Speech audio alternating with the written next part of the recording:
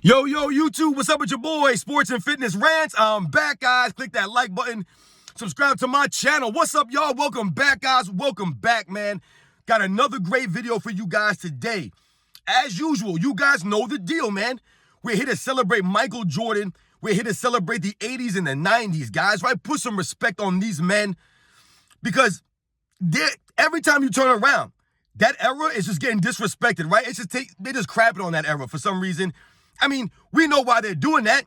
They're doing that so they can lower Michael Jordan's competition. That's all they're trying to do, man, right? They're disingenuous. They're lying to the people out there, trying to make it seem like Michael Jordan was playing against nobodies out there, right? That's why he dominated, right? So they keep tearing down the 80s and the 90s for no reason with these lies.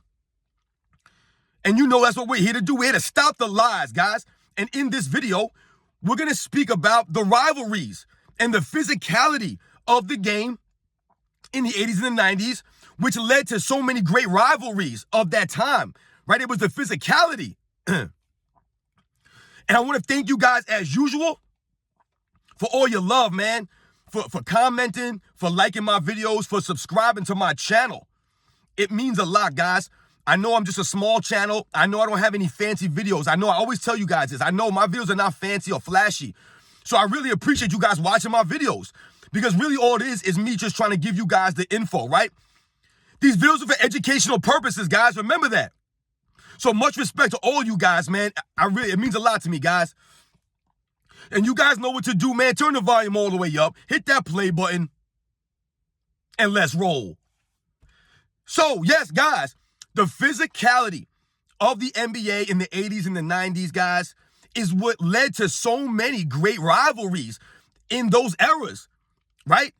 Whereas now the physicality is not in the game anymore, so you don't really have the rivalries, right? These are the kinds of things that old school NBA fans like me, that we kind of miss, right? That's kind of what, the rivalries were bred from the physicality, guys, right? I mean, think about it for a second, guys. You go play ball in the streets, right? You go and play some ball with your friends. You know that you hate the people that are physical, right? Those tough, hard-nosed defensive guys, those guys out there on the court, right? When the games get physical, that's when the rivalry starts happening, right? That's when the trash talk starts flowing, right? That's when things start getting chippy, right? I miss that stuff from the 80s and the 90s, guys, right? It was the physicality of the game that led to so many great rivalries of that era, right? Think about it, the fist fights, the brawls.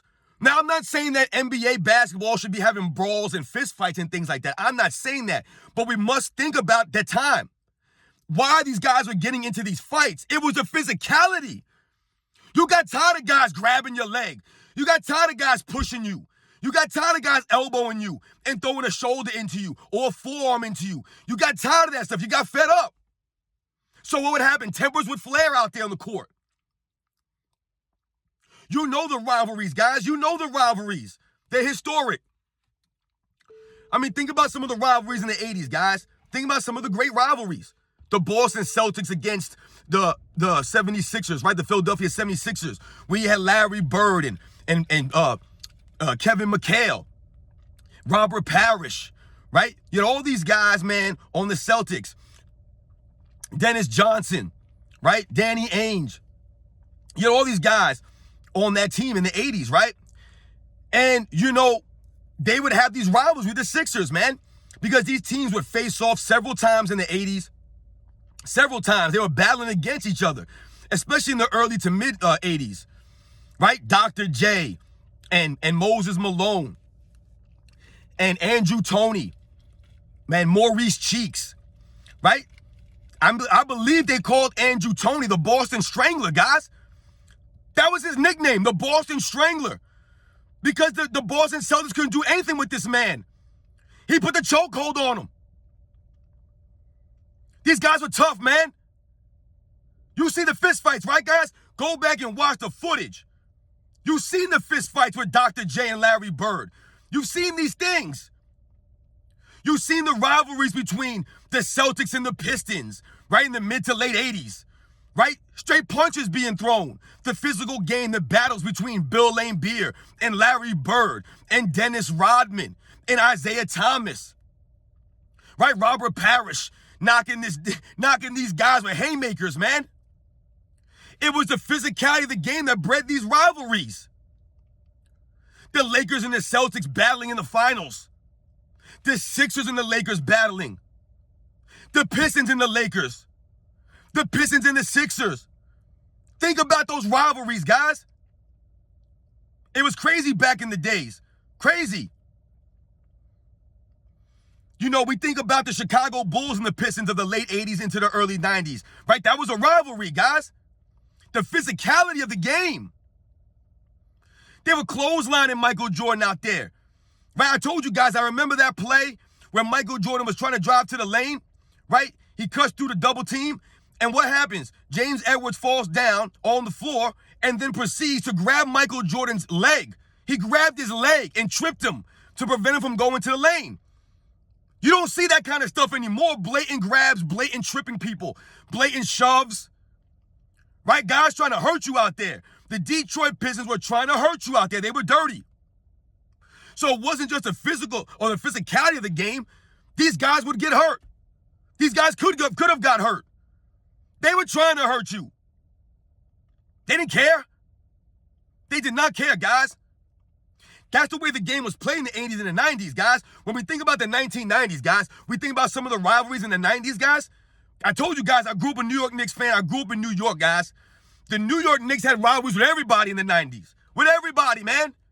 Right? They had the rivalry with the Bulls, right? We all know about the Chicago Bulls and the New York Knicks. I told you they faced off 4 to 5 years, I believe. Right? 89, 91, 92, and 93. Right? And then they faced again in 94. And then again, I believe in 96 or 97. They faced each other about 5 or 6 times. I want to say 6 or 7 times in the 90s, guys. The Knicks and the Bulls. There was a rivalry. I told you, these guys wanted to beat Michael Jordan and the Bulls, man. Guys like Patrick Ewing and Charles Oakley, right? John Starks. These guys wanted to beat the Bulls, right? And the Bulls wanted to beat them. Michael Jordan always wanted to put on a show at Madison Square Garden. There was a rivalry there, guys, a legit rivalry. The Knicks were one of the most physical teams in the 90s. They're actually one of the most physical teams of all time, guys, and they were not dirty. The Pistons were dirty. The Knicks were just hard-nosed, blue-collar, physical kind of team. They were not dirty, though. There was a rivalry there. We think about the Knicks and the Miami Heat. You guys know about the Knicks and the Miami Heat, man, the brawl that they had? You know about it. Guys like P.J. Brown, Alonzo Mourning, getting tangled up with guys like Larry Johnson and some of these other guys on the Knicks. The game was physical, man. They had rivalries. We think about the Knicks and the Pacers. The rivalry with the Knicks and the Pacers. Both teams are physical. Both teams are scrappy, right? Reggie Miller giving the choke, right, to Spike Lee. I believe that was in the 94 playoffs, if I remember correctly. Because Reggie Miller was a Knick killer. Man, those games, those playoff series, they were scrappy, man. You had to be a man in there. You had to be tough. There was no lollygagging out there. You had to go to the hole hard. You earned it. We think about the Bulls and the Miami Heat. That's right, guys. I believe the Bulls, the Miami Heat played each other 3 times in the 90s in the playoffs. I believe 3 times. In 1992, in the first round, when they were just a fledgling franchise, right? And Michael Jordan destroyed them. I believe he averaged like 44 points or 45 points or something like that in that series against Miami in 92. Destroyed them. Put on a show. But then they would face off against each other again, I believe in 1996 in the first round, and the Bulls would sweep them. And then in 1997, they would face off in the Eastern Conference Finals. And you guys remember, because the Bulls had swept them the year before, like I just mentioned, and then they were on the verge of sweeping the Heat again in 1997 Eastern Conference Finals. And Woodrow Alonzo Mourning came out and was talking trash, saying that the Bulls weren't going to sweep them. You guys remember Alonzo Mourning gave Scottie Pippen that big elbow in the head? Remember Scottie Pippen had that knot, that giant knot in his head, guys? That was from Alonzo Mourning. If you guys remember, One of the only times I can remember Michael Jordan not shaking somebody's hand was before the game, before that next game. After Alonzo Mourning gave Scottie Pippen that big knot in his head, right? Michael Jordan said, it was personal now with me. It was personal. I told you, sticking up for Scottie Pippen, being Scottie Pippen's big brother. And he didn't shake Alonzo Mourning's hand before the game. And then the Bulls beat him down. Right? That was part of the rivalry, the physicality. Scottie Pippen taking that hard elbow in the head. Swelling all the way out, guys.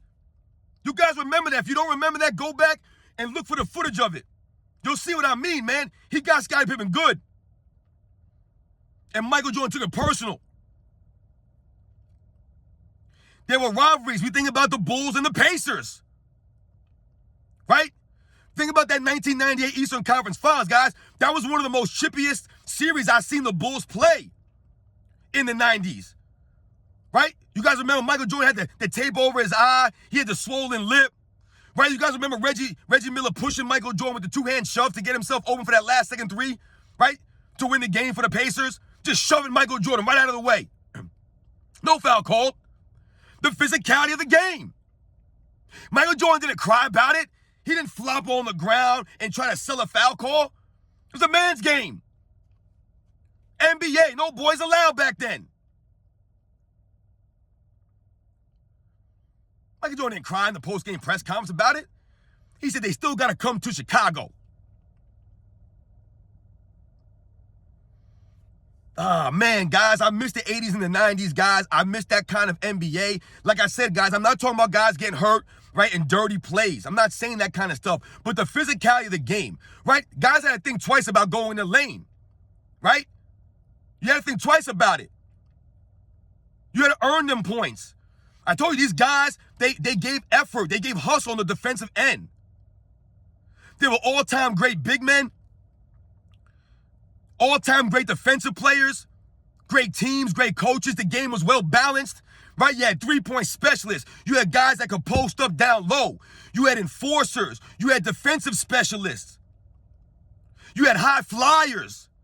You had guys with great fundamentals. You had great point guards, great coaches. I mean, it was just a beautiful time for the NBA, which is why it was the most popular era in NBA history, right? The ratings, right? The sales, everything points to the 90s, guys, as being the greatest era. Partly in due to Michael Jordan and his contemporaries, the legends of the 90s. Game is not the same anymore, guys. I'm not trying to tear down any eras, right? I can't speak for any other eras. I don't know about the 50s and the 60s or the 70s that much, guys. I wasn't around for that.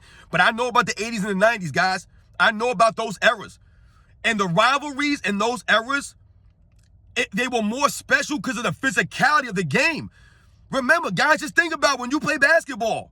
The more physical the game is, the chippier it gets, the more contentious is a rivalry building. Things get heated out there. Guys lose their cool. Right? You had to be headstrong out there. Michael Jordan never allowed his emotions to get the best of him for the most part. He was able to control that stuff where other guys would maybe lose their cool, right? They would get taken out of their game. Michael Jordan was a master at staying in the game, man, staying in the moment and raising his level of play. You guys know the deal, man. You guys grew up watching the 80s and the 90s, man. You know what I'm talking about, man. The physical nature of the game and that time is what made the rivalries that much greater. You never knew what was going to happen. Guys could fall into the crowd. Guys get body slammed. Guys get punched. Guys get choked. Guys get grabbed. Guys wasn't backing down. They was not backing down. So shout out to all the rivalries from the 80s and the 90s. I know I didn't mention all the rivalries, guys. I know that. I just went over some of the ones that was just on my mind at the top of my head.